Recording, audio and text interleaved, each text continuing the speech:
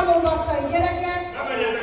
Az edzői Göröcsér Dániel valahol itt van, aki tavalyi hip-hop világbajnok Ekike, aki Olaszországban volt. Ők az Arany János általános iskolába járnak. Gyerünk, Dani! És egy éve megfertőzte a hip-hoppal. Ez az első olyan fellépés, ahol igazából hip-hoposok veszik körbe őket. Hát én azt szeretném kérni, hogy ha tetszik, akkor ezt... Izgulnak, első ilyen.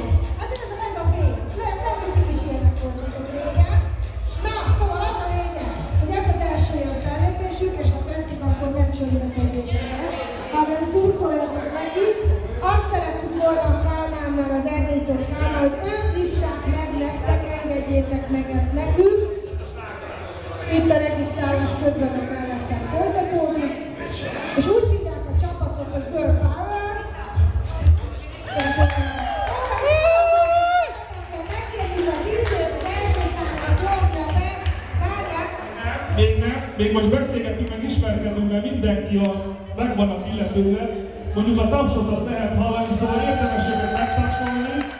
Feltehető fiatal előtt, és akkor egy pár szót még róluk lehet tudni,